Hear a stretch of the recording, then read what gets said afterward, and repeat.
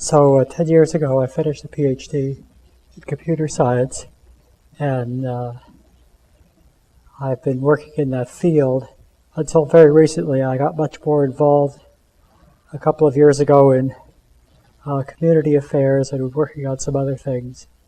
So you might say I was in the most spectacular midlife crisis you could imagine. Was that before you got sick, or?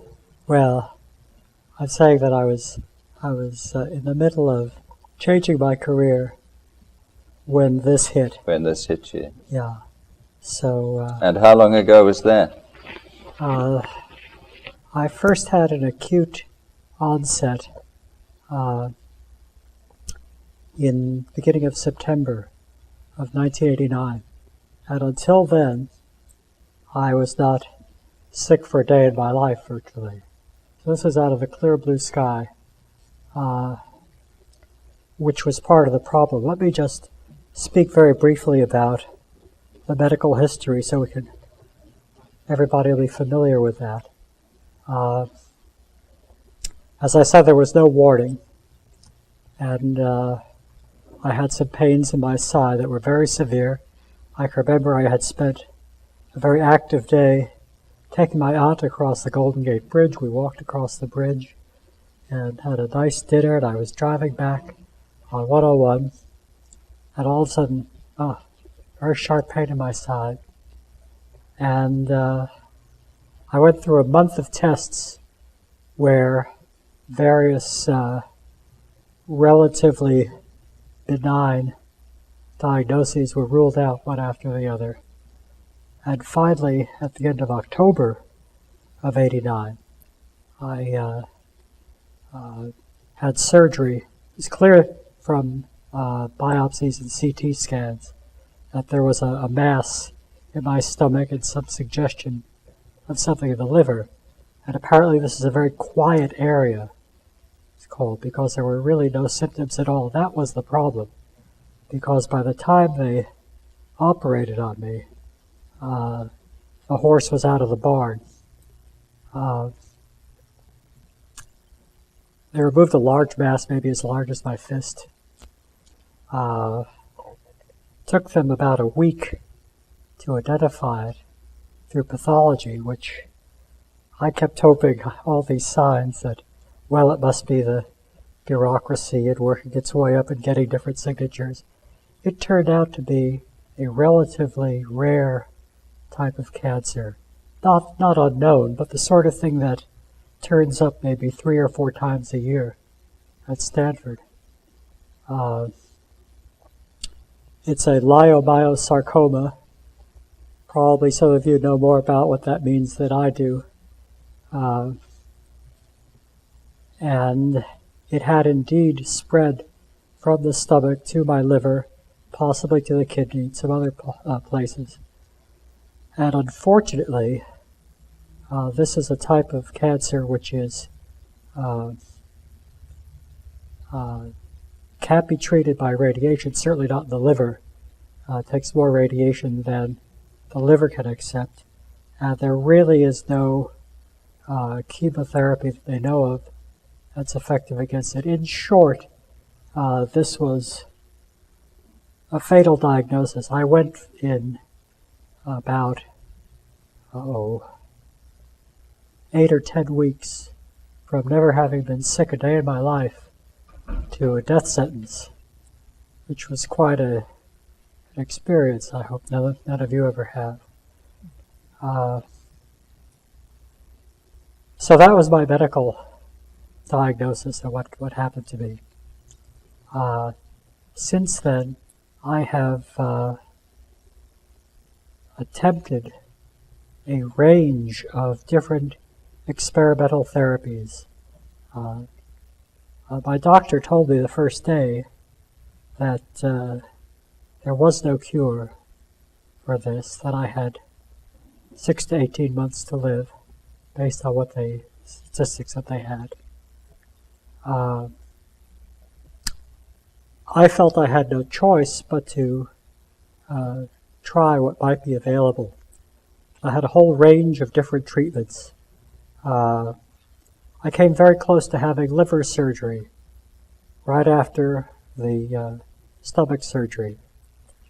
On the chance that the tumor had only spread to the liver and only in one site, and that we could get it all by surgery. The doctors were not much in favor of this because they felt there was about a 1 in 1,000 chance that was true and a 1 in 10 chance of dying from the operation. Still, I had it scheduled and I was within a few days of doing it. But my doctor went to a meeting where she met one of the leading experts in sarcoma who recommended seeing a specialist in Los Angeles who had a different technique called chemoembolization, using a catheter to go up an artery and with a mixture of chemotherapy and extremely fine protein to try to block the small blood vessels coming to the tumor,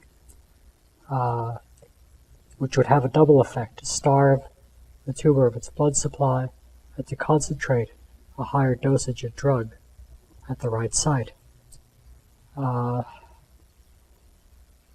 doctor there was very, he was a real cowboy, very aggressive, but we were on the same wavelength about this. This is what I wanted to do, and he had fairly good success rate in his last dozen or so patients. I went there for 5 treatments over 2 months, and unfortunately it didn't work for me. It's a very difficult procedure. I was on something about a third the width of this table for about 5 hours. They got an ironing board under fluoroscope control. I don't know how much detail you want to hear about all of this, but it gives you, there's a whole range of different things that happened. And it was one of those situations where they had to put together the catheters and work them in there. It was like trying to unlock your car with a coat hanger, only more difficult, much more difficult than that. And each procedure took about 4 or 5 hours. Everybody worked very hard except me. All I had to do was sort of endure it. I was half floating and my mind was on the ceiling, just sedated enough so that I wouldn't feel too much, but they could ask me questions. I could retrieve my mind briefly and reply, and they would go on. Unfortunately, they only were able to get to the right sites because the anatomy was very complicated. Only were able to get there once. The chemo had no effect that time, and they gave up. They saw other sites as well. This was followed by a standard chemotherapy regimen, which had had some success. And the hope for that was, if that worked, I could qualify for yet another step up, an autologous bone marrow transplant, where they remove your bone marrow, give you an ultra-high dose of chemotherapy, which would ordinarily kill your bone marrow and kill you. But the trick was they took it out first and put it back in later. This involved a standard 2 courses of 1 week of chemotherapy at Stanford. However, that had no effect either. I became interested in other methods, biological approaches, and I independently tracked down, with some help, which I could describe,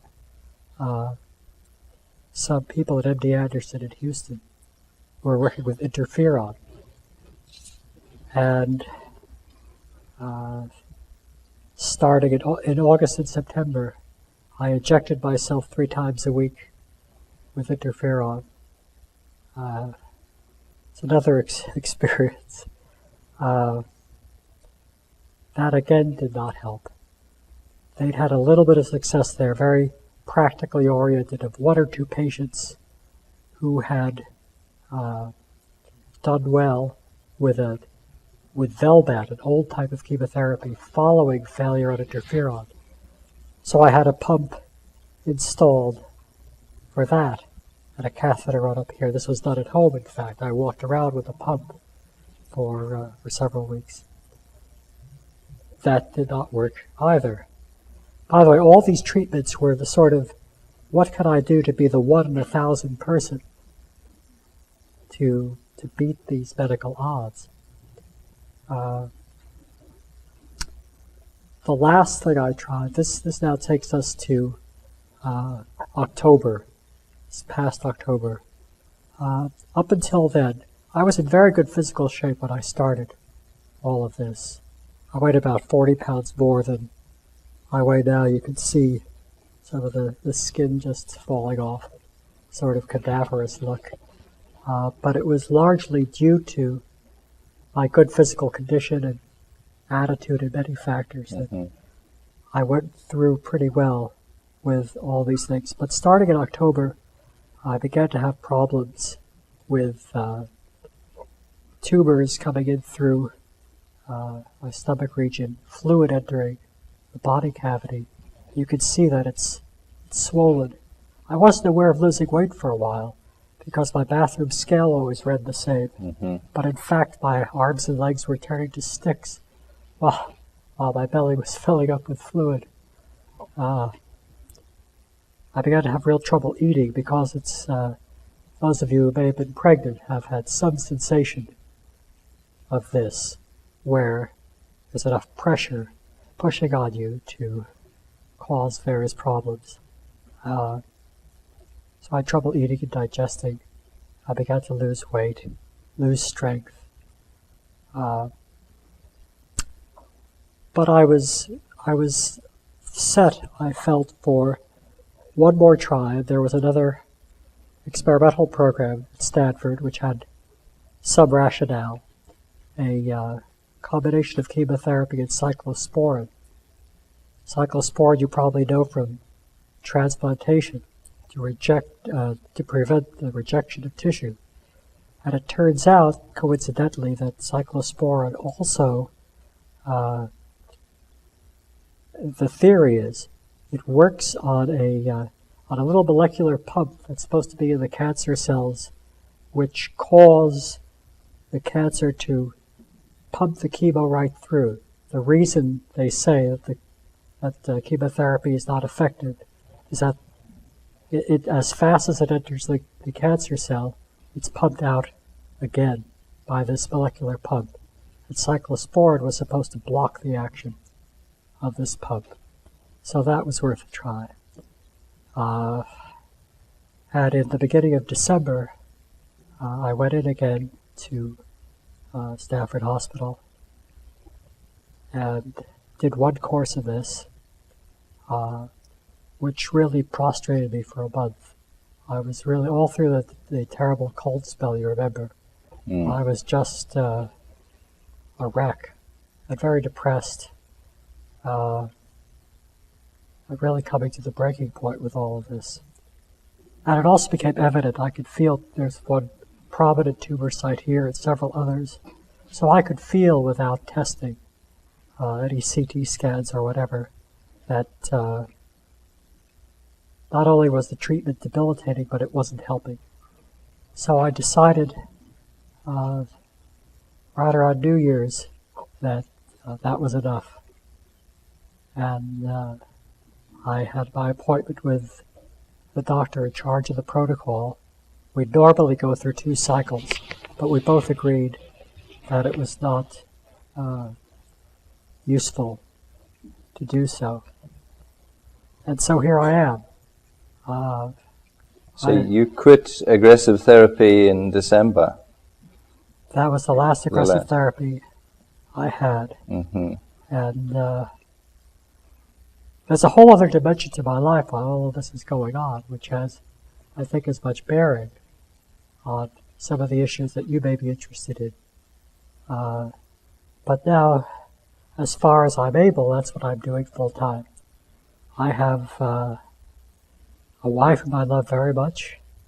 I have 2 boys who are about to turn 6 and 12. I spend a lot of time with them. I'm working on my projects as much as I can. And this I consider to be a very important activity also, because there are some things that I learned throughout this experience about what's important to me as a patient when you cross that line, and what you need to do, and what the medical staff and your wider support groups and everybody else can do to help or to make things worse. I think that's really the important thing. What are some of these important insights that have come to you? I'm glad you asked, because I wrote some of them down. Good. I think the main one is just common sense, and that is to empathize, to put yourself in the shoes of your patient as much as possible. Many of the things I'm going to say really lead back to that principle.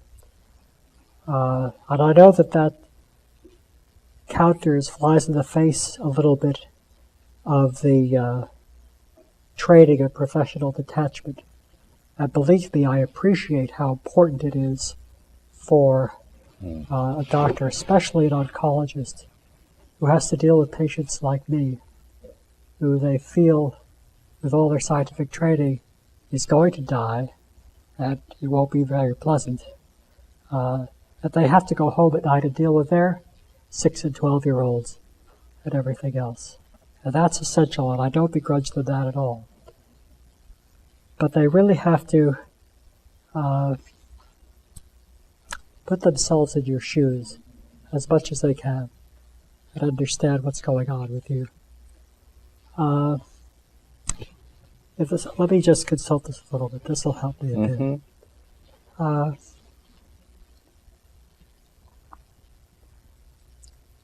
You know, it's very hard. There's a line that divides people who have passed over into the condition I'm in from everybody else. I can't really put it into words. I think you understand what I mean. In a way, there's no way that I can convey to you this feeling of the death sentence and how it changes your life. It's something you'll probably hear many times in your career. But you just have to appreciate that that's there, and that as far as possible, get as close to your patient as you can. Second thing, and also very important to me, in this kind of situation, and I'm talking about a situation where the odds are really very poor, where your scientific training says from day one, you know, a reasonable thing to do in your case would be just to take narcotics and go fishing. And that was, in fact, suggested to me on day one and throughout. That, you know, you can stop. You don't have to do this. But I think the second point I'd like to emphasize is how important it is for the doctors, the medical staff, to foster a patient's feeling of control and of hope to whatever extent you can, even if that's very, very small. You know, you've got to build all of this on a foundation of honesty. When first the surgeon and then the oncologist told me, after the results of the post-operative tests came back, that yes, the mass we saw was the same type of cancer, and this is really what's going to happen, I needed to know that right away. I'm not so sure I needed to know 6 to 18 months or a specific figure. I've chewed that around a little bit. It's been 15 months now. I'm still with us. But it's got to be first on a foundation of honesty. Mm-hmm. Now, how could you try to give somebody in my situation a feeling of control and of hope in the face of all of this? What do you do? That's the art that you're trying to learn, I think. I would say that you shouldn't fear or disparage any effort that the patient makes to try to build that support for himself. You can judge different types of patients, I think. Some who are ready to say, yes, give me that fishing line right now. I'm going fishing and that's it. I'm just going to spend the time as best I can. In my case, I saw really no alternative to doing whatever I could on the off chance that something might happen, that I would be the one who would have the miracle, or at least that would prolong my life. Up to a point, and as I said, I reached a point where that was where the type of hope I had changed. But the control is also vital. I wouldn't disparage any effort. Around about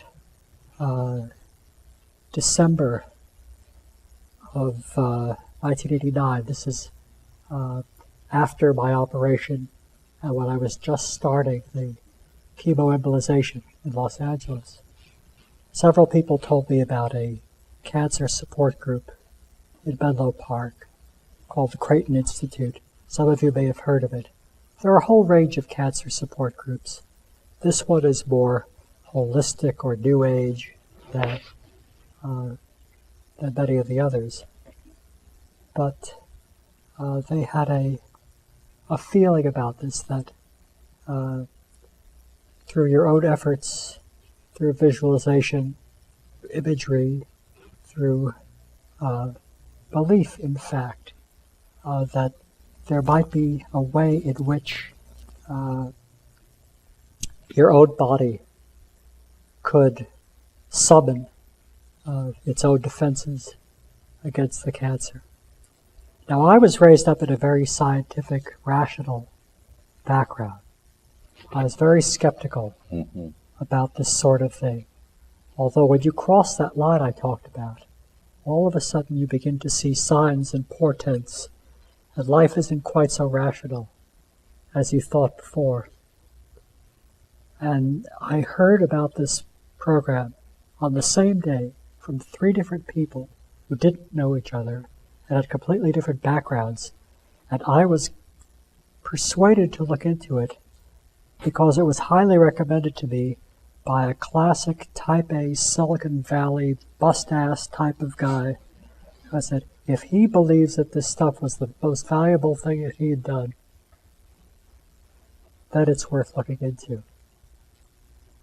So I did that, and I must tell you that it has not cured me of cancer, but it carried me through several very rough months with the feeling of there was something that I could do every day, and at the very least, this did wonders for my mental health, and it brought me into contact also with a group of people who knew what I was going through, who were on the same side of the line as I was, and who were not afraid to touch and feel and all those great California things that you came here for. Very, very important to me, as it turned out. I would say that I continued faithfully, and that's the right word, on a daily regime of at least visualizing for about 6 months. And it was sort of the repeated failures on the medical side that finally made me say, well, up till now I've been able to say, things would have been worse without this. And finally I came to say, well, I'm just going to suspend my belief. I'm not going to disbelieve all of this, but I just have to get very quiet about it and do what I can. But it was really vital for me. Now, my doctor, my oncologist, was hostile towards this. She knew I was doing it. And she said, it's your money if you want to do this sort of thing. And I can imagine if this is a field which is rife for charlatans to exploit. People get very desperate and are willing to try anything. And again, here's this art I'm talking about, where you have to empathize with and understand your patient. Mm-hmm. Getting onto my wavelength, she would understand that this was something that I felt, why not do this? I was in the fortunate position of being financially secure enough to do this. So I was able to do that without that being a consideration. She said she didn't believe in mind over matter, or the sorts of things that were being purveyed these days. To me, there was just enough evidence. It was no worse, in a sense, than the predicament I was already in. The odds seemed, what's the difference between 1 in 1,000, 1 in 1,000,000? So I still went ahead and did that. And I stayed with her. I thought seriously about changing doctors. And what I did instead was to get another one. And saw 2 different doctors. The other one just from time to time. But he had a much more, he was much more sympathetic toward this whole endeavor. And the 2 offered a very nice balance to me. And that's another point. Don't feel threatened at all if your patients are seeking help, even from other doctors. If they want to get up and leave, they'll tell you. But in the meantime, you need to build as much support as they can. I have now gone to the memorial services of 2 of the people within my group just within the past. Well, one was in August, and one was just in January. And a third friend for that group is sinking very fast. It makes me a little bit nervous because I saw him a month ago and he was on his feet and walking around the neighborhood, and now he doesn't get out of bed. So the end for him has come quite fast. In spite of that, I think that everybody there felt a strong community we built. That was very, very important. I'm going to... Oops. You spoke about control and hope. Could you say a little more about the changing locus of hope as the disease progressed?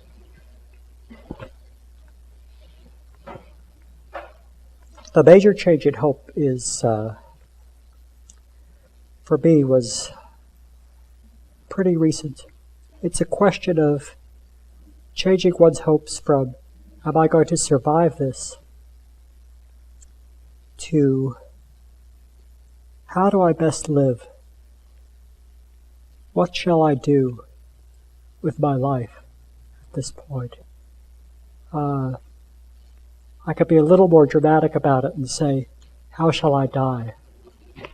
What are the right sorts of, how shall I have people remember me? That's not quite what I mean, though. I'm still emphasizing the things that I'm doing in the here and now. But it's a hope for making my life as positive as it can be. I still have some quixotic projects, apart from some community volunteering and working in my children's school. I invented a board game during all of this time. Huh. This was one of my great therapies. And it was an idea I'd had for a long time. And I finally had the time to do it. And I was able to see over a period of 6 months or so, going from nothing to a room full of people laughing. Now, I'd warn you against getting into the game business. It's the easy part is inventing the game, and that's very hard. In fact, this very morning I was trying to contact another game company that hasn't been returning my calls. So trying to sell it is the hard part. If anybody knows anybody in the industry, see me after class. But it provided a wonderful therapy. I've always liked to joke. My sense of humor has been affected because it's going out of my mind, but it comes out of my mouth. But now I've got to ration how much I say, so that cuts down on it a bit. But it had everything. It had creativity. It had focus. Or I'd be in the garage with an X-Acto knife and spray glue, and it really had a physical stuff and a roller, and all this kind of thing. So that was something that made me feel very good, even if it goes no further than this.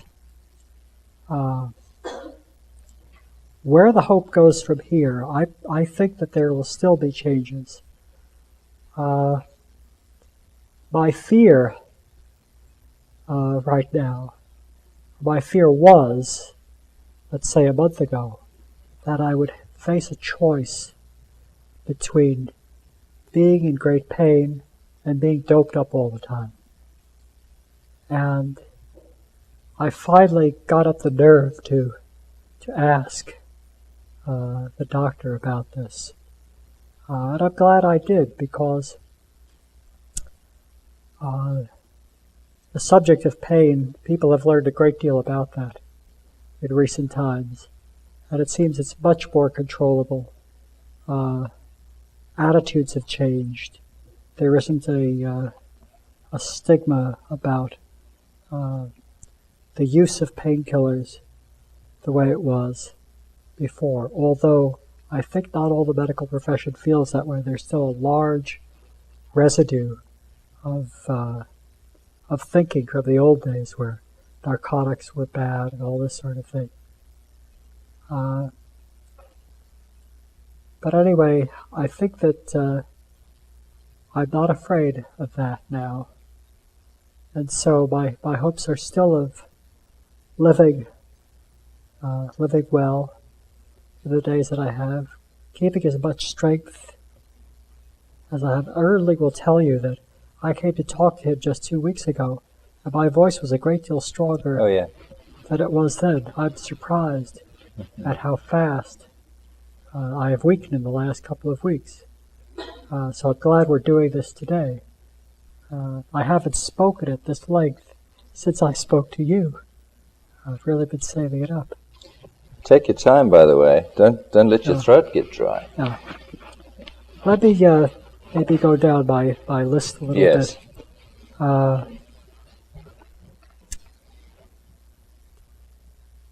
Another point I'd like to urge on everybody is to help the patient build a support system and to reinforce his own status wherever it's possible to do that. I'll give you some examples. The support system. Very important for me it was, my wife went to most of my meetings with doctors, especially not the ordinary checkups perhaps, but times that we knew that important results were coming or decisions would be made. And it was so much better. You've all had this experience of having another set of ears in the room. That was very, very important. So as a doctor, I would say, if possible, help the patient to find someone who will come with them. And not just for for support, hold your hand or pass the time, but also you could talk it over. What did they mean by that? and she will often have an interpretation or understand something more clearly than I did, or I might be alarmed by something. And she said, no, that's not what she meant. And it was not quite so bad. I mentioned about not objecting to other sources of information, including other doctors. Very important. A central point is treating the patient as a client. It's like Perry Mason. Somebody walks in, and he's there, and Perry is his lawyer, and they're basically equal people, but he's got the skills and knowledge to save you from the gas chamber. Well, that's why you come to see a doctor. But you should look at your patient as basically being on equal terms, as somebody who has hired you for these purposes. One aspect of that, which I found very important, is keeping the medical records open and available to the patient. And my doctors, by and large, did that very well. They had no objections.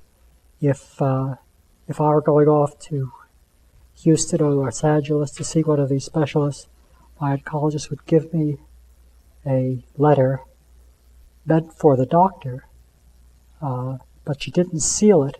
She said, you can read it, make a copy of it if you want.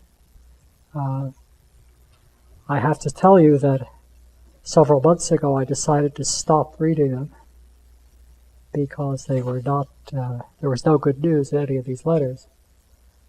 But just knowing that there was that kind of openness was very important to me.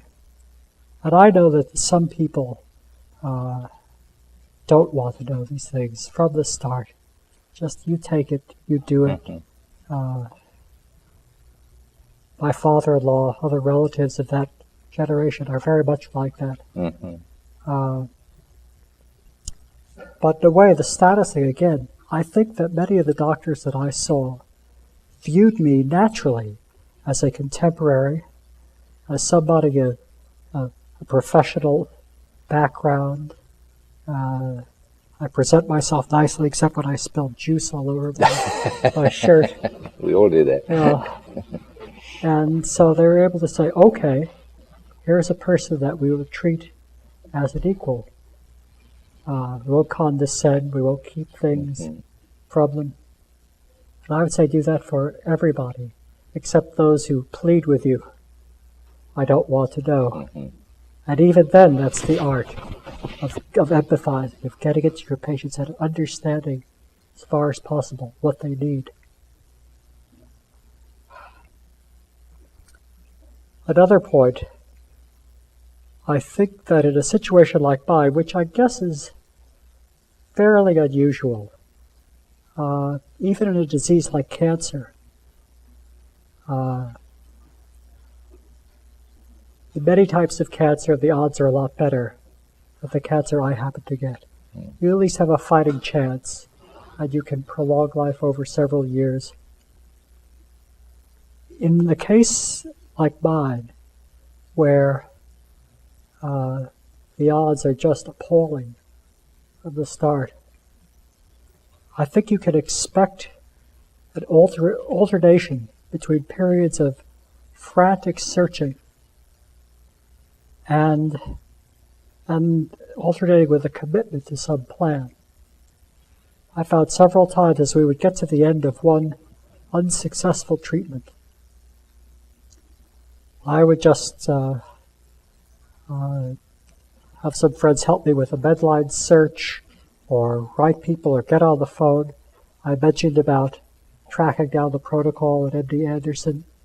I did that. This is another telling anecdote. I bought a book on the immune system, and I called the author.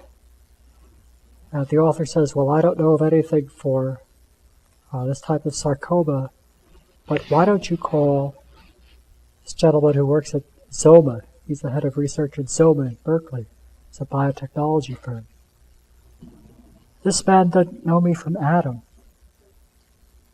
but he got on the telephone and called around and identified somebody at MD Anderson in Houston.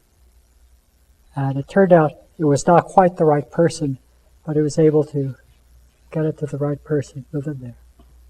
He never expected anything from me, all that. And I called him up to thank him. And he said, I did this because I didn't want you to feel alone. Now, these extra gestures are of such tremendous value to my morale. And this is something you should keep in mind. I'll give you another example of that, why that's so important. The first time I went to Los Angeles, and it was a gray day. I was on my own. This was one of the few times my wife was not with me at the start of something significant. And I ended up with a room that was facing a brick wall. The weather was terrible, and I was scared and depressed. And I called the nurse and I said, I am so depressed. Look at this place. Is there anything you could do? By golly, I was lucky. It turns out that a man who had been there for a bone marrow transplant, had been in the isolation room for a month, had been discharged the day before. In his room, they give the isolation patients the nicest rooms, the best views.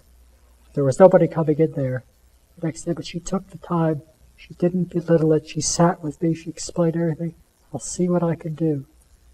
And she got me that better room. And I felt 1,000% better. She didn't have to do that. There were many other patients to treat.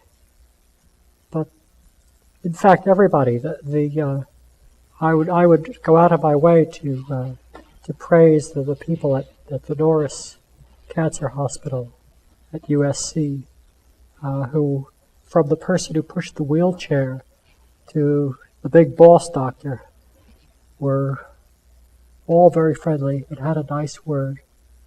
And I just wish that everybody could get what I got there. And as an aside, talking to a nurse, she talked about how she had managed to flee LA General, which is across the street, and where instead of one nurse for 3 patients, there might be one nurse for 24 patients. And that's something else in this whole realm that you will all have to think about. Everybody should get the same quality of care as I had from that nurse who made me feel better that day. And we shouldn't have to divide things up. So extra gestures, even small ones, boost your morale tremendously. The other side is also true. Small slights, things that you don't even think about, can hurt a patient tremendously. My post-operative recovery in the original stomach operation was it was in the new wing of the hospital. Really quite a nice facility. Everybody there was wonderful. I was jolted out of my little bubble by, they had to take me down for a leak test to see whether everything had stitched together well enough for me to eat and drink again. Sent me down to X-ray. And some person came along and wheeled me down there and left me, didn't say a word, out in the middle of the corridor, and sort of hustled me onto a table and pushed and pulled. And I thought, oh God, back to reality after how nice it had been. That's just thoughtless and not acceptable. So it really works, and out of proportion, it really is magnified on both sides of the scale. Time out for a little juice. Try not to spill.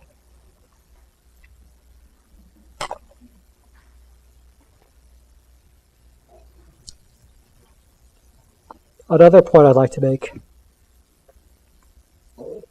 is to do whatever you can as part of a medical staff to make the physical and institutional surroundings as pleasant as possible.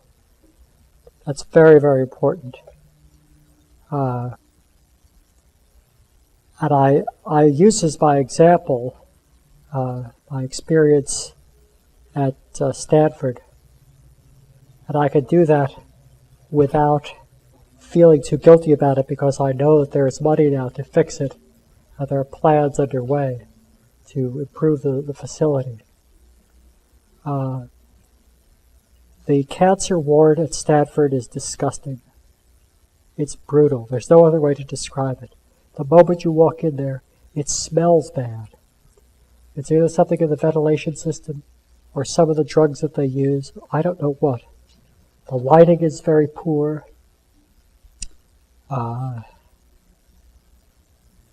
There are few places to get away from a room in a lounge where you can sit comfortably and have decent lighting. And I've also been in rooms with 5 people at a time in a very small room. And these are things that depress the heck out of you. It's just awful. And the interesting thing is that the people who are working there, none of them are aware of the smell. I think after you've worked there for a while, you just don't sense it anymore. But it's something they should be aware of. And as far as institutional arrangements are concerned, the story I've told you, the last time I was there, the cyclosporin regime, the smell had not improved. Things were the same, but the food services at the hospital are appalling. They're the sort of opposite, the polar opposite of what healthy food should be. And the only bright side I could get out of that was that I was having uncontrollable hiccups because of all the pressure. Nothing I could do, none of my old tricks, drinking a glass of water, eating sugar, whatever, holding my breath, nothing worked. I came back to my room from a shower, hiccuping down the hallway, which is very painful and very weakening. No, it's not fun.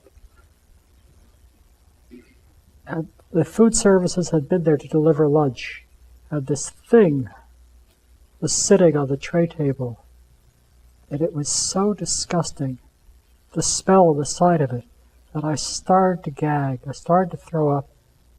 My hiccups stopped.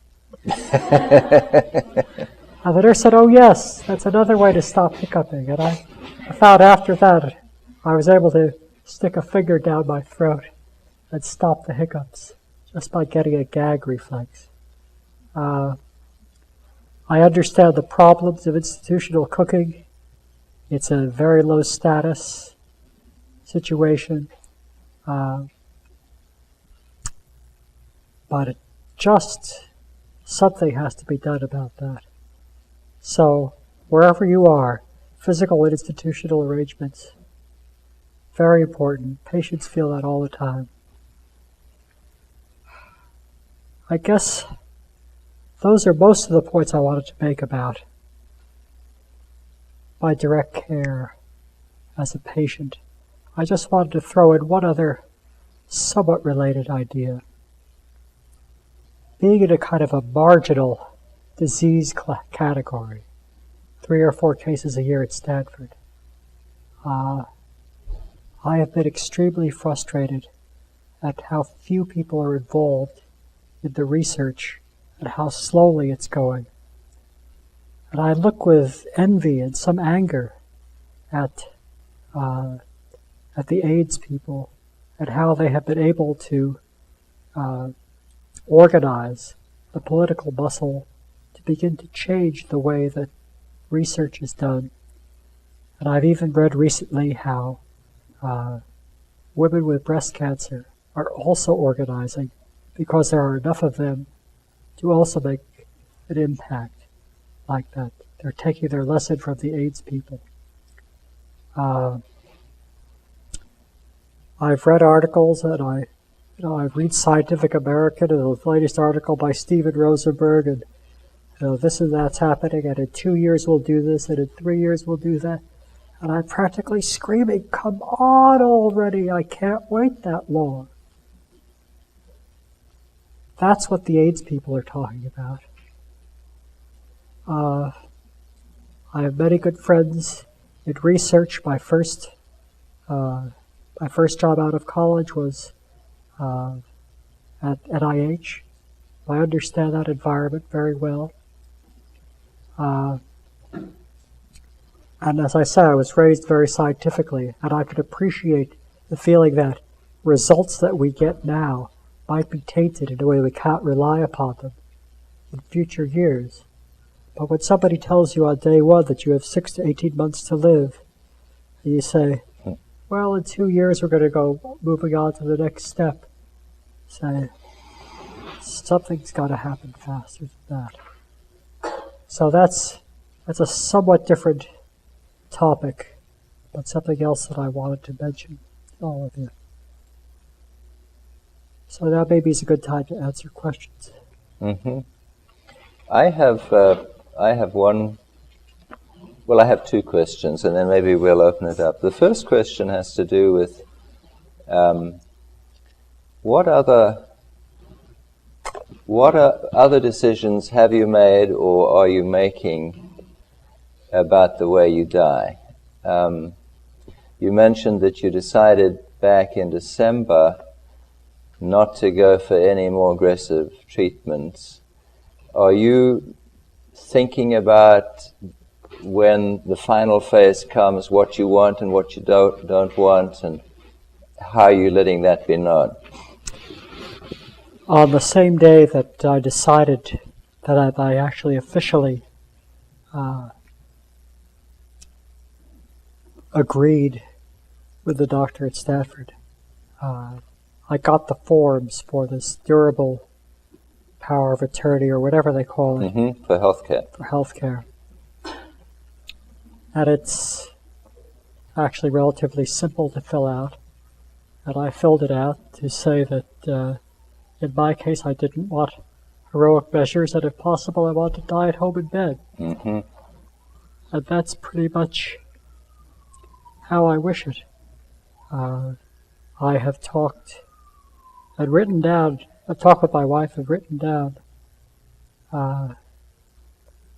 what I want the way of my funeral arrangements. We just did that in the space of a day or two. I think we both realized that this was the moment to do it. Mm-hmm. We had to get past that right away. But maybe that's another piece of advice, not to let that linger on as something you'll face later. So it was all in one decision. And now that's behind you, and you can move on. That's right. The other question had to do with the lectureship that is to be set up in memory of Jonathan King. Could you tell us how that idea started and what you hope to accomplish through the lectureship? Have you said much about this? No, not much. One of my good friends here at Stanford is Ted Shortlift, professor at the medical school. And he's in a field called medical informatics, which used to be called medical decision making. It's a computer and mathematics oriented program for graduate students, many of whom already have MDs. They learn about the use of these analytical tools for making decisions. Ted came to visit me several weeks ago, and he mentioned someone else who had been a colleague of his who also died of cancer, and who, before he died, had set up a memorial which had to do with, I believe, research exchange between Stanford and the VA hospital. And Ted asked me, was there anything that I might like? And it's incredible. I never thought of that, and I should have. And it's gotten me thinking about other things as well. But I thought about that, and I called him back. And what was uppermost in my mind was trying to convey to a group of people, first thinking of his own students, of the importance of the patient in all of the decision making, and that otherwise some of this so-called medical decision making might turn into a sort of disembodied analytical exercise. And this is something that I want to prevent.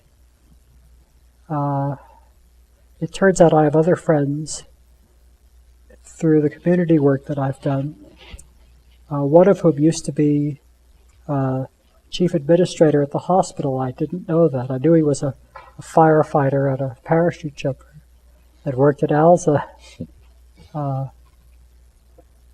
who thought this was a wonderful idea. And they both Ted Shortliff and Peter Carpenter, this other gentleman, got Tom Raffin and also Ernley Young interested in this idea. It turns out that there was much more interest than just the group of students that Ted was dealing with. I would like to see a lecture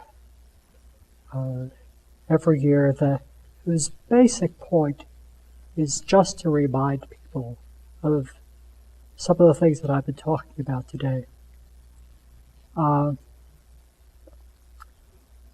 to do it by, as far as possible, having specific examples from doctors, nurses, other members of medical staff, members of medical institution, patients. I would like to include all of them at one time or another to be able to talk about their experiences and build on something. I'm certainly not alone in all this. All of you must be aware that just your being here means that you're part of a movement which is trying to make this happen. I think you need as much reinforcement as you can get because it's very difficult to move the 800-pound gorilla. But I feel it's a contribution that will just be a good reminder every year of this sort of thing. Mm-hmm. So I expect within the next few weeks that whatever necessary approvals or whatever will come to pass. And I have my friends in community organizations who are interested in co-sponsoring and perhaps underwriting it. There'll be some need for expense money and so forth. And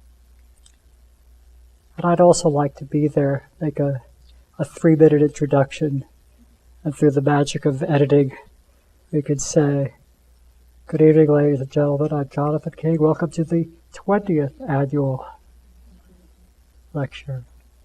And God willing, maybe I'll even be there myself. Mm-hmm.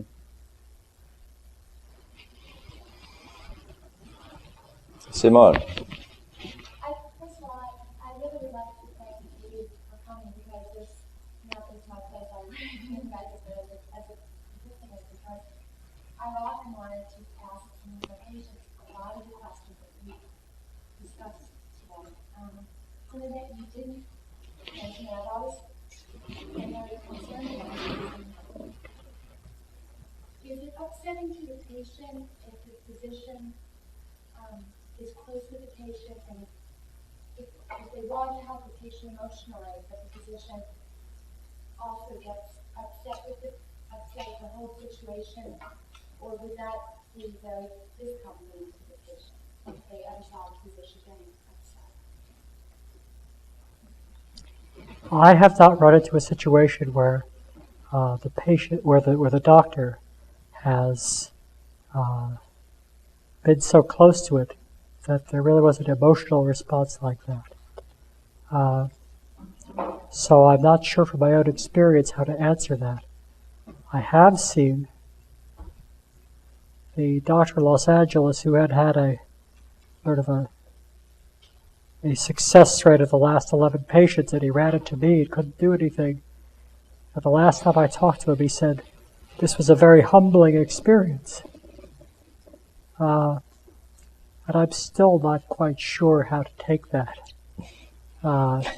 Whether he thought he was Superman and could do everything, but he couldn't, it turned out. Or whether he meant something more spiritual. I think in his case it was more of Superman. But apart from that, I just don't know what to say. It's hard to imagine. We have all these idealized images from Marcus Welby and Dr. Kildare, and going all the way back, where many of these things happen, and somehow Robert Young was always able to be there and hold your hand, but hold the rest of the family together too without losing his cool too much. It just doesn't seem to work like that from my own experience. I hope that answers your question. I don't think it does. What would you want? Would you want somebody who remained relatively detached while being empathetic? Or would you want somebody who was real in terms of the emotions she was feeling as she attempted to take care of you? I think that the doctor that I've been working with has made every effort to empathize.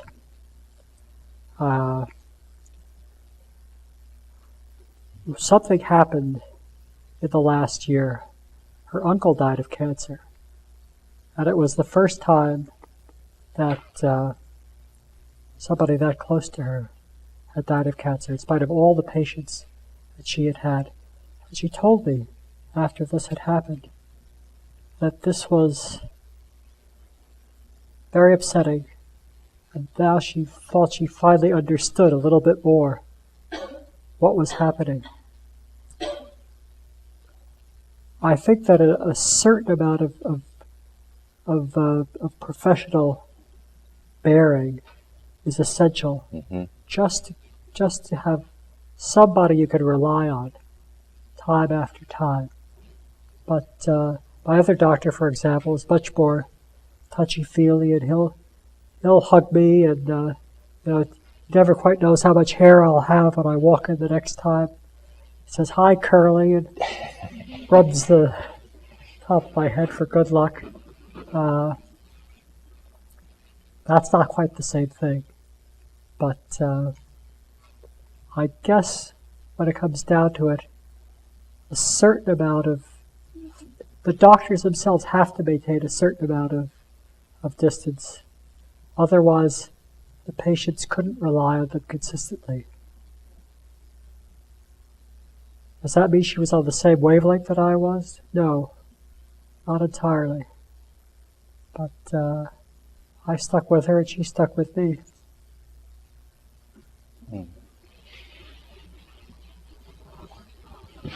Looking back on your experience with these different types of treatments and stuff, do you think it would have been better to have stopped treatment earlier than you had, or are you glad that you went the wrong way?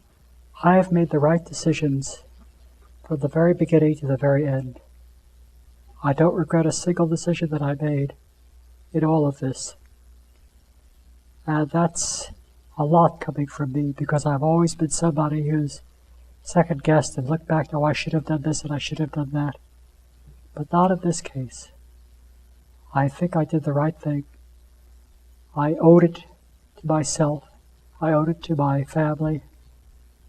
I was able, my sons have gone through something with me that at least the older one will remember well, and the younger one will have some memory of. That's another point I guess I should mention. I have always been as frank as possible with the older son, who was about to turn 12. Give you some idea. And it helped me very much also.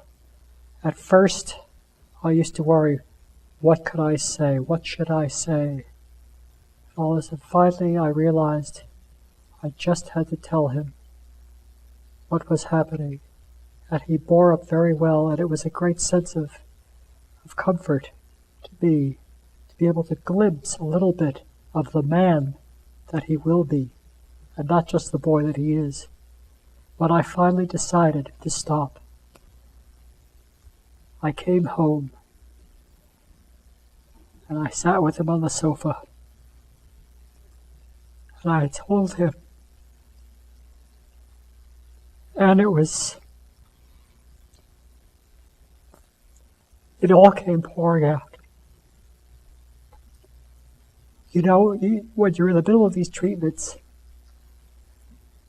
each of them feels, well, we didn't, that one didn't work. What's next? Let's go on to that. What's next? I can't describe to you the relief that I felt that day. No more needles. No more being stuck. All of the things I had suppressed, the hours on the ironing board.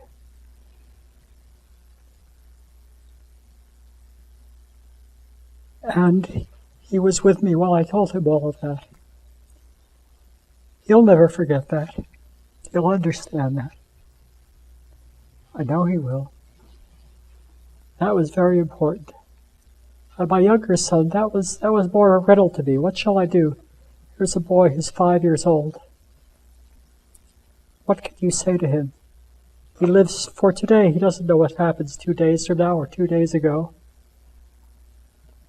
And I noticed several months ago that, in a way, he had withdrawn from me, and that he was always doing things with Mom. And it occurred to me all of a sudden that was exactly right. That he had his emotional response, that he knew somehow that things were different and he was setting up a distance between us. And it saddened me because we were very close. We did many things together.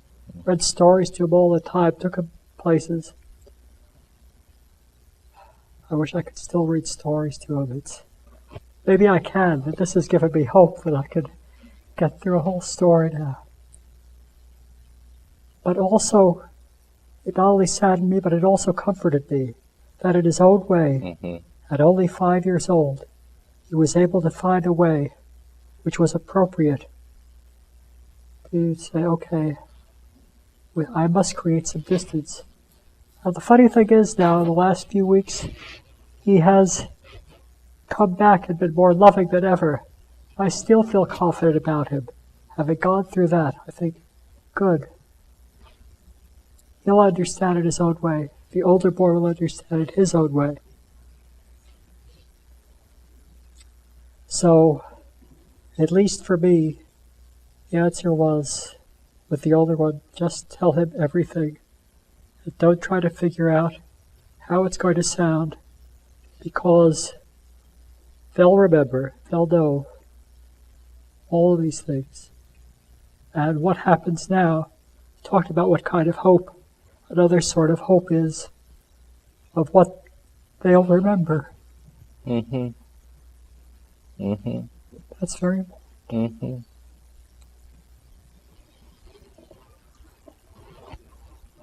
Do you feel up to going on for a while? Sure. Do you have energy?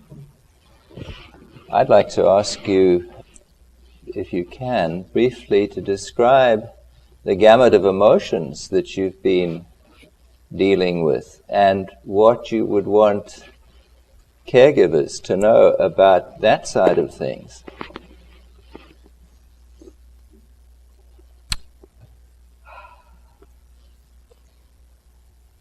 When I was first told that that I was expected to die. It was a physical reaction, very strong.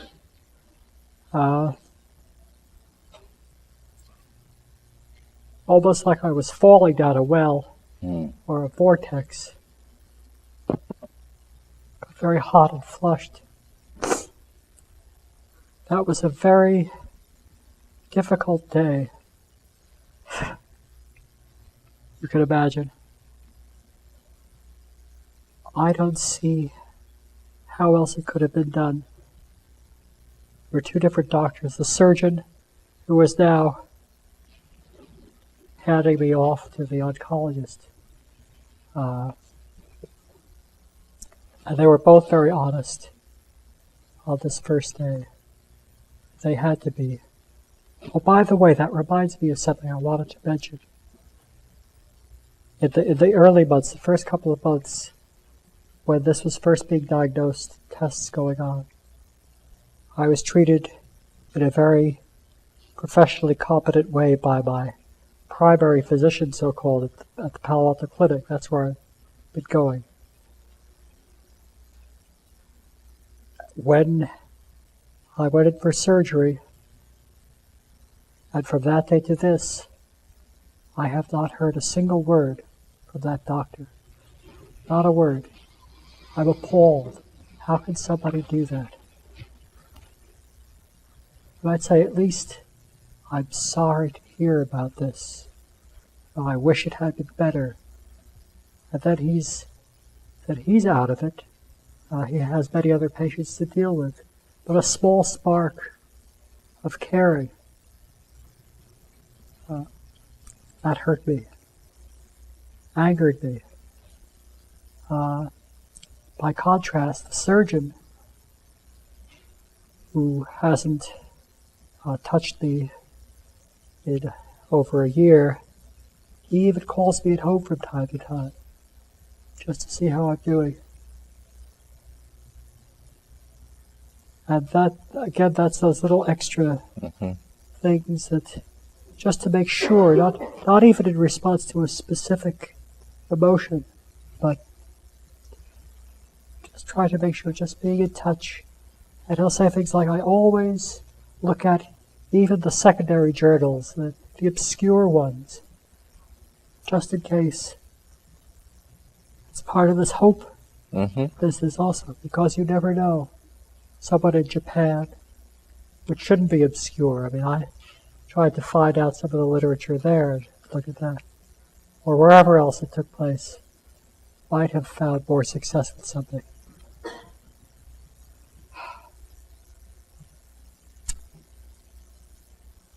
I think my range of emotions, as I said, there was this alternation between a frenzy of searching and a calmness, saying, all right, we've decided on this course of action, and now, for the next 2 months, that's what I'm going to do. And it was really a relief, even when I had to inject myself 3 times a week with this stuff. It was better than running around and trying to figure out what was next. I think my doctor was somewhat annoyed, and I wished that she were a little bit more of an advocate for me in those times when I went through my frenzy. What else is there? What else? But I can understand from her point of view that if all of her professional training and all the professional training of everyone she knew said this is a hopeless case, that she wouldn't be doing herself or anybody else any good by beating on their door. She said she'd be happy to answer any telephone inquiries if I found somebody who might think that what they were doing applied to my case. But that in a way it was up to me to find all that. And I was fortunate because I knew a fair number of people and was able to persist and had the physical strength to get on the phone and pursue it a bit. it's interesting that book I mentioned about the immune system, the stories in there did not have Hollywood happy endings. The patients that were mentioned in there, most of them, I think all of them, died. Some of them after really horrendous type of treatment. But I found in reading them that I was glad to see the truth. I was glad to see that there were some others going through this, and it also cautioned me against going so far where the treatments can be truly bad. Mm. I was also fortunate in having friends nearby.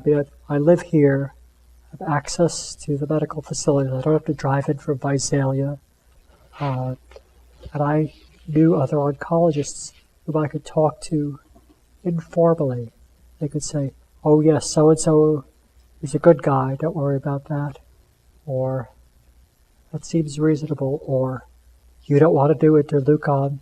It's just a mess with terrible side effects. It hasn't really worked up till now. It's so funny in a way when you don't have that professional. But it's just one friend talking to another. They can give you the real skinny on it without having to dress up. And maybe I accepted it better in that case, because my doctor, official doctor, was saying the same things. But somehow I got through these frenzies. I got on to courses of treatment, and I found it a great relief in many ways to say, all right, for the next 6 weeks, I'll be going for a week of chemotherapy, 2 weeks off, another week, 2 weeks off, and then I'll have the CAT scan. So I didn't have to think about it for that period of time. Just go through that. That was very calming, a real respite, in spite of the nastiness of the treatment.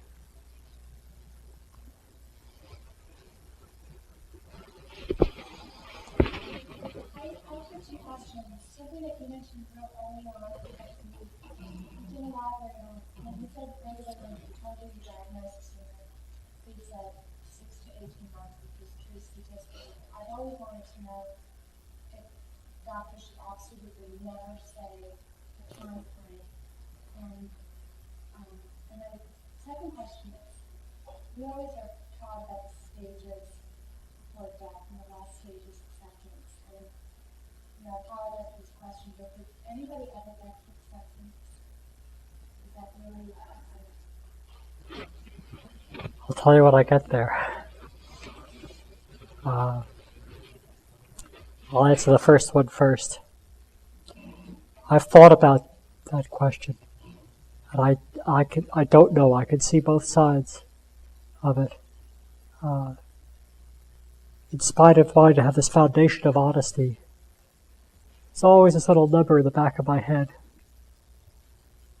And if you believe at all in some of the Simonton, Bernie Siegel, all that stuff, they are dead set against ever saying a date, giving a sentence like that. Just because they believe that they'll follow what they expect. You tell me I have 18 months to live? Sure enough, 18 months give or take, that's when you'll die. If you don't have that, and there are just enough stories of people beating such odds that you say, yeah, maybe that's not the right idea. Of course, there are lots of people who are told that, and inspired that say, oh, that's not me. Forget that. I'm going to be around for another however long it is. And occasionally, they are. In my case, all things considered, I think it was the right thing. Because it gave me some sort of framework for planning, some sort of notion of a horizon. I could expect, for example, that my basic physical good health was holding out right up through this past summer. This was something that I could expect. When it started to deteriorate, it happened suddenly. I didn't expect it right then, but it was consistent. After all, there were all these assaults on my body going on all this time. And I wish I could quote it exactly, but the business of being told of your execution focuses the mind wonderfully. I'd have hit Samuel Johnson or somebody. If I were just a little more literate, I could quote it offhand.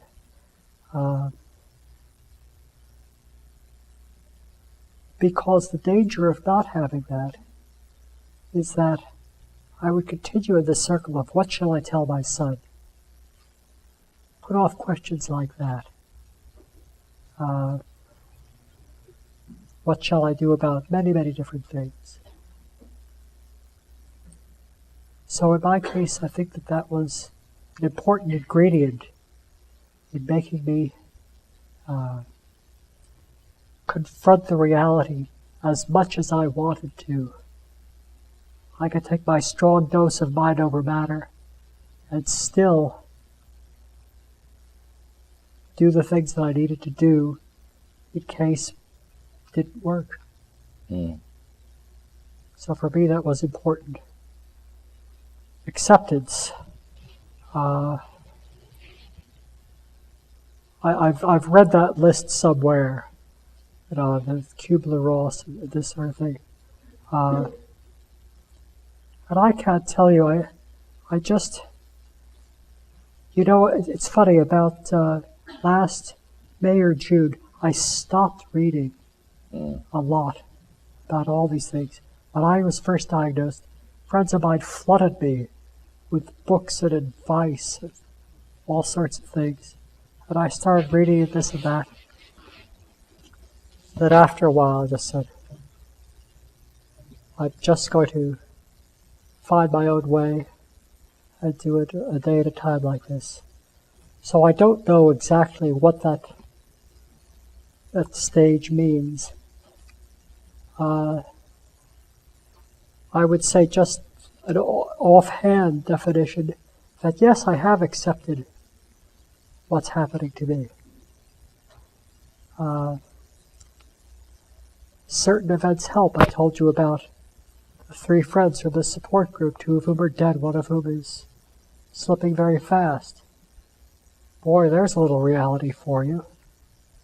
I even went to see the man a week ago, and he was sitting up. He had a hospital bed installed. He was talking rationally, although once in a while he'd drift off. I went back to see him on Sunday, and he was just nauseous and unable to see anybody. So there's that. At the same time, I'm still getting around, and I surprised myself in it. And as long as your mind is engaged, and you meet wonderful people doing things that are important like this, and you're engaged in that, you just keep on doing it. Is that accepting death? I ain't dead yet, but I'll tell you, last week, when I finally had the courage to ask my doctor what she thought it would be like near the end, she told me that I would have more trouble eating and that I would be sleeping a lot more. My eating has actually improved slightly the last week or 2. But last week, I was trying to work on some notes from here. I couldn't stay awake for more than 20 minutes. I just had to go back to bed. I said to myself, excuse me, oh shit, here it comes. So, I didn't want it to happen so fast. I want us to do this. I still want to sell my game. And I still want to see my son graduate from elementary school, and the other one graduate from kindergarten. And I want to go well, I can't go for long walks. I want to be able to sit and just listen to my wife, just listen to her talk. So do I accept it?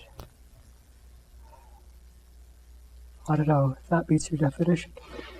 Well, there's a difference between being resigned, sort of weak resignation, I think, and the qualities you display. You've certainly lived, and one of the wonderful things you did recently was go to Hawaii. And you had, 10 days there? I was there for a week. A week. I'd never been to Hawaii. Never been. I was very tired the whole time that I was there. But I didn't have to do a lot. I sat on the terrace and watched the waves come in and the palms sway and eat pineapple. And I discovered that I could still swim a little bit. It may be hard to believe now looking at me. I used to be a regular swimmer. I'd get up alternate between swimming and walking with weights. Every morning at 6:30 I'd be out at drinking out a pool throughout the winter, when some of you fainter-hearted people would be in your beds, fainter-hearted or smarter. But actually, I did that for about 5 years, and I think that that explained a lot about how I was able to do so well through some of the early treatments that I had. But Hawaii was a response to how depressed I got during Christmas. On Christmas morning, the solar panels on our roof exploded. Do you remember how the frost was? At just about 9:45 in the morning, the sun got up high enough and it got just warm enough to unblock the ice, which had been holding the cracks from everything spilling out. It just came spilling over, and I just lost it. I thought, what else? This sort of thing. I think that was a low point. And we went to my wife's family for Christmas dinner later that afternoon. And I was able to eat a little bit and then go upstairs and lie down for a while and come back and eat a little bit more and go back upstairs. And she came up and visited me while I was lying up there. And I felt as if, well, we're starting to say goodbye. Because it felt like that. We talked about the first time we had Christmas there, which is now only, 20 years ago, almost 19 years ago, this Christmas. So, all sorts of mixed emotions. Mm-hmm. Mm-hmm.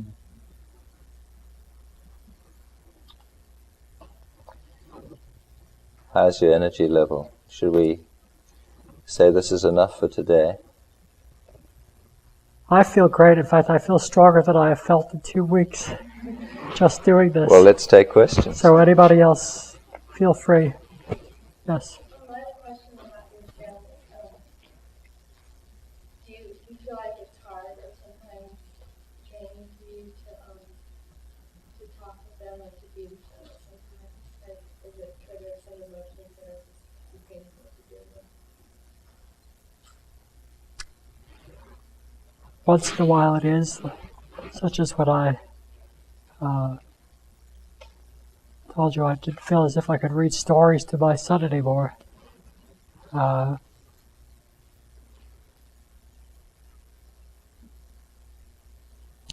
Most of the time it's fine.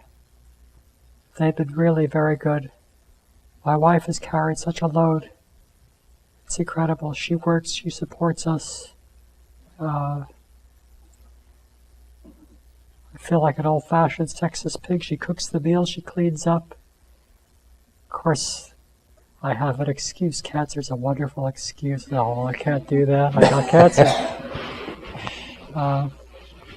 I used to be very good, Scouts Honor. The boys have been very loving. Especially the older one has been much more demonstrative.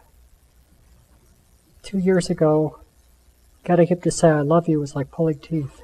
And now he always asks after me. He says, "Sleep well, Dad, and wake up well." Huh. And geez, I get these little charges of life. It's not quite the way it was. I volunteer at the younger one's class in kindergarten. And for several months that was a big kick. Just being around 5-year-olds. You get a lot of life energy out of that. More recently, it's been a burden.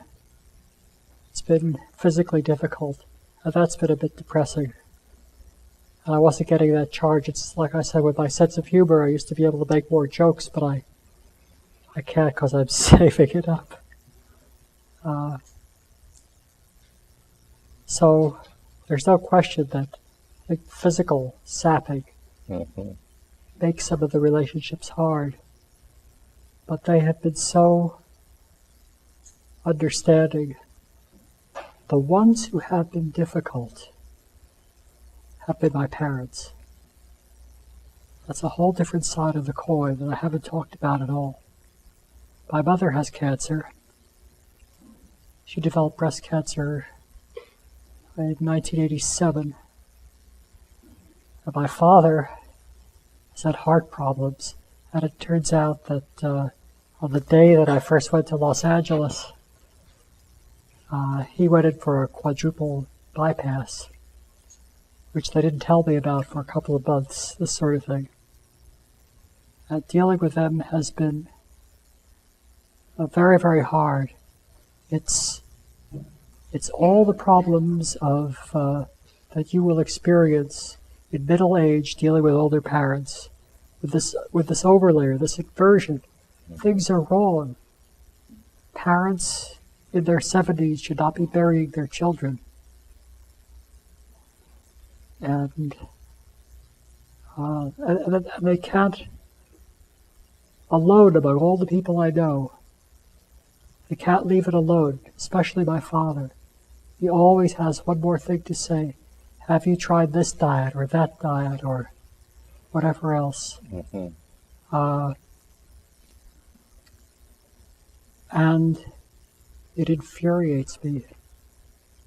I just can't abide it. And it's almost impossible for me to talk about it with him. And it's one of the questions I talk about, figuring out what to say to my son. I guess the large remaining problem I have is what to say to my father.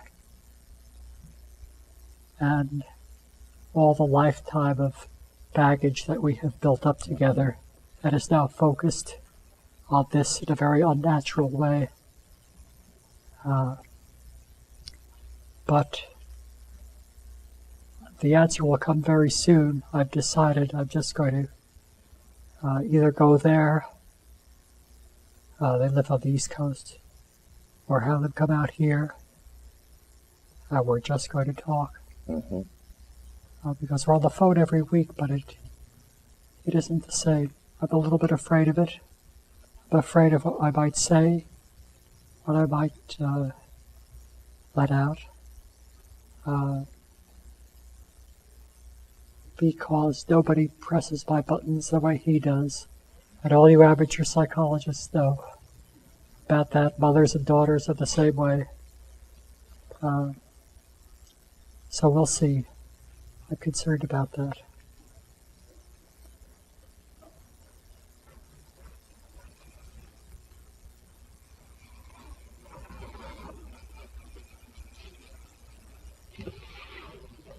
Missy? When friends and family just might talk to you, what feels better to you if they ask you about how you're feeling and about their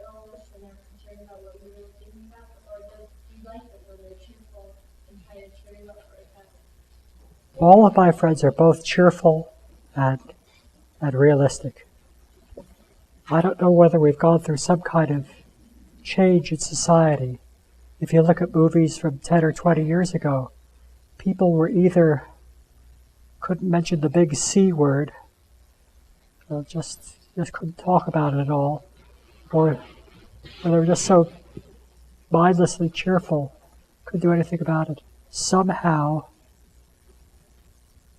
with the people I care about who come to visit me, and there are a lot of them, and I'm very grateful for that. I'm very honest about it. I tell them exactly what's happened. This hasn't worked. I decided to stop whatever it was. And then we can talk further. So there isn't the sort of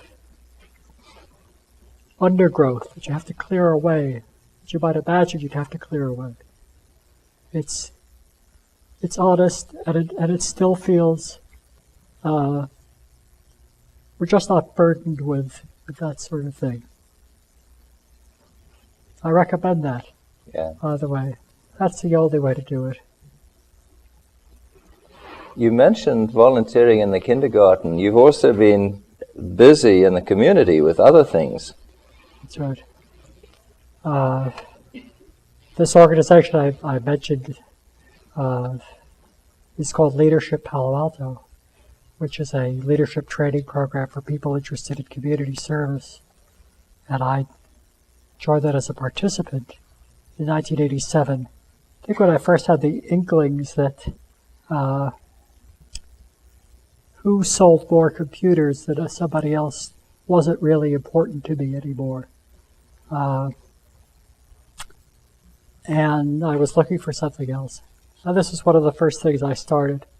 I've been very much involved in that. I'm on the advisory board now, although, again, cancer is a great excuse. I haven't done a lot for them lately, but they all still come and visit, which is very nice. And I think that they may very well help to underwrite this lecture series. I was also on the board of the Palo Alto Foundation for Education, which was a small attempt to get around some of the constraints of Proposition 13, do some private fundraising, give money to teachers for special projects that they couldn't otherwise get.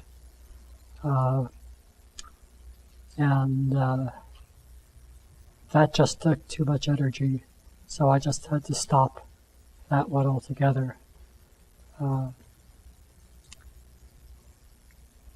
But as long as the energy held up, you weren't just looking inwardly, you kept looking out and trying to make a difference, right? Yes, very much so. I was also a member of the site council at my kids' school, which is a body that controls certain state monies to be spent on various things. And as recently as December, we were arguing about the relative merits of different Xerox machines. So, there are all sorts of things like that. Mm-hmm. Yes. Your personality or your disposition. I'm really impressed by what you said about your honesty with your son and the things that you've done in your community. Do you think that those things became more valued since the illness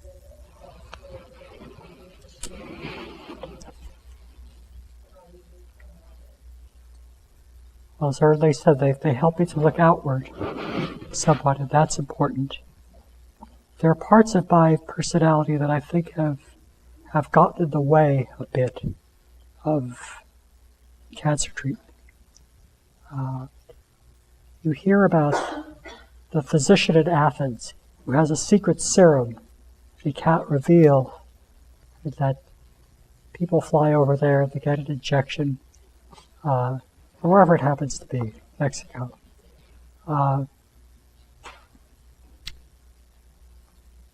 I had too much of a scientific background to believe in that.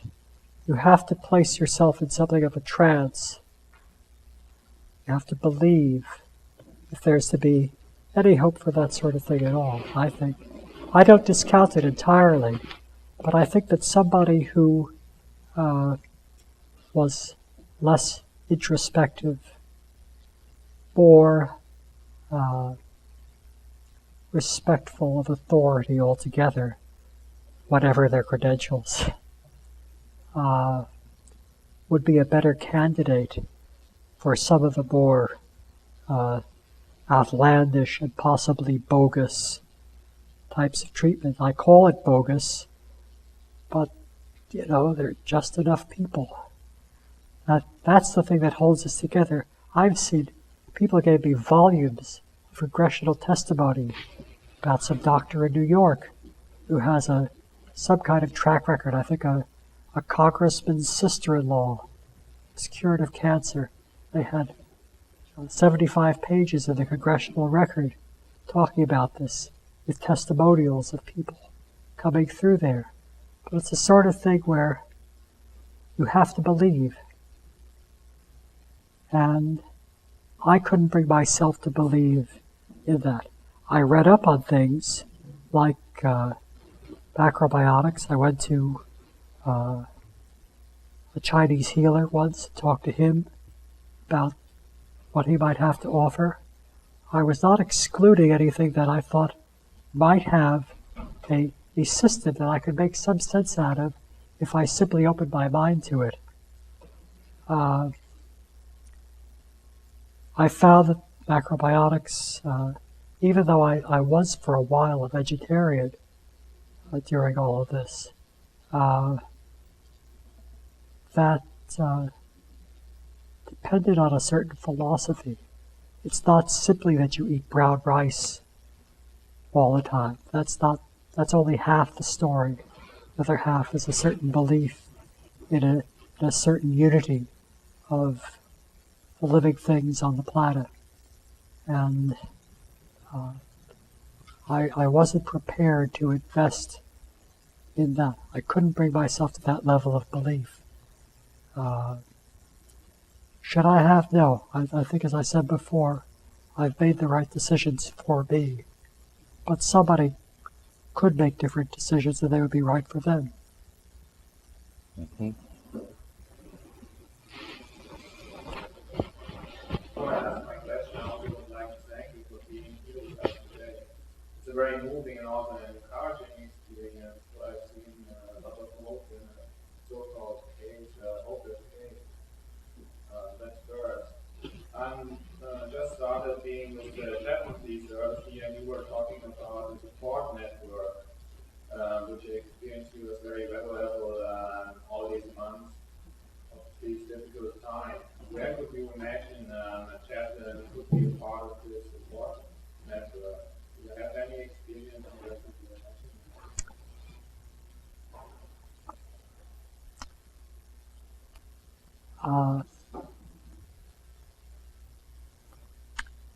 I'm very fortunate in that I'm a Jew and my wife is Catholic, so we had two strong forces going for us.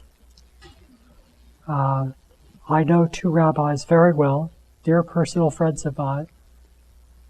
There are, at his Yom Kippur sermon a year ago, the rabbi talked about the death of his brother from AIDS. And I didn't know how much that meant to me at the time. But he talked about teshuvah, which means turning. Is a reawakening, this kind of opening I talked about. I talked about tzedakah, which is charity, helping others, turning outward, no matter what it was. And brachot, which is prayers. And try to build whatever bridge to eternity that you can. You can sum that up in a shorthand as faith, hope, and charity. And you could do a lot worse than that. On my wife's side, I have a legion of people praying for me, saying masses every single day. And In fact, a healer came to my house. He's a friend of my brother-in-law. And we talked together for a while. He was a very special person. And towards the end, when I got quite emotional about it, and he anointed me, and where he was saying certain things over me, I actually had a vision of Jesus opening his hands to be like this. And believe me, I never expected to see that. Mm-hmm. So where does chaplaincy fit in? It's got to be personal. It's got to be something that's based on the fundamentals of the religion or the religions that you draw strength from. And you have to accept as much as possible. Just be open about it. These were the things that were most important to me, and how that translates into a working chaplaincy in a hospital or something, I'm not sure. The chaplain at Stanford never came to see me that I know of. Although the odd thing was that there are some things I don't remember of my stays here. Part of the drugs wiped out my memory of what happened. That's another point. They didn't tell me that beforehand. And it was kind of unnerving for somebody to come to me later and say, "Oh yes, I came to see you on Wednesday. We had this talk and so on." And apparently there's something about the drug that blocked transfer from short-term to long-term memory. And 20 minutes after they were out of the room, man, they were gone. So, for all I know, a chaplain may have showed up in one of those intervals. But I did not get any contact here with any of the chaplains, so I don't know how that works. Maybe you could answer that better than I can. I think what you said about being open and respectful and meeting you where you are, I think the very last thing you want is somebody to lay a trip on you. You know, their agenda, their religious agenda. When I spoke about having a vision of Jesus, I didn't regard that at all as an imposition or somebody else's agenda. No, that was, you were invited there. I invited that, Mm-hmm. and it was part of being open to certain things that were possible. Why did I not want to eat the brown rice and believe in the whole macrobiotic program, whereas it would go against several thousand years of my history to embrace Jesus? Well, Jesus is my kinsman and my cousin, and I like him personally. There's a whole other set of things Yeah. we don't need to talk about. Right. But again, it was my sense of hope and a certain amount of control, being able to choose. Mm-hmm. Here is what I will believe in. Here is what will work for me. And perhaps the advice for the chaplain is the same advice for the doctor, to try to understand who this patient is, put yourself in his shoes, and do what you need for that person.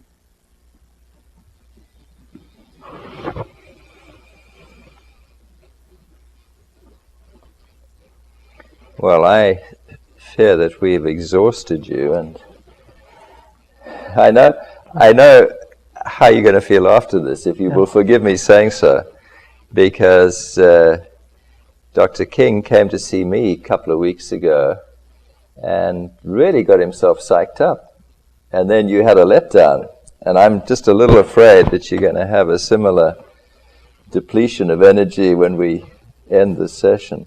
Take a cold shower and run around the All right. But I tell you, this has been a most moving and instructive and touching afternoon for everybody in this room, and I can't tell you how much we are indebted to you.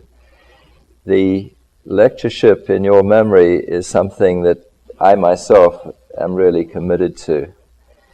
And I hope that you're at the first and maybe more of the annual Dr. Jonathan King lecture series.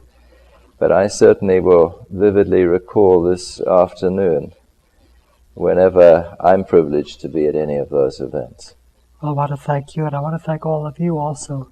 I think what you're doing is very, very important. Just keep doing it. You've certainly helped me a lot today, and you're going to help a lot of people in the future. You've got a lot of good work ahead of you, so thank you in advance. Okay. I'm going to give you a hug. I'm going to give you a hug. That was wonderful. Thank you.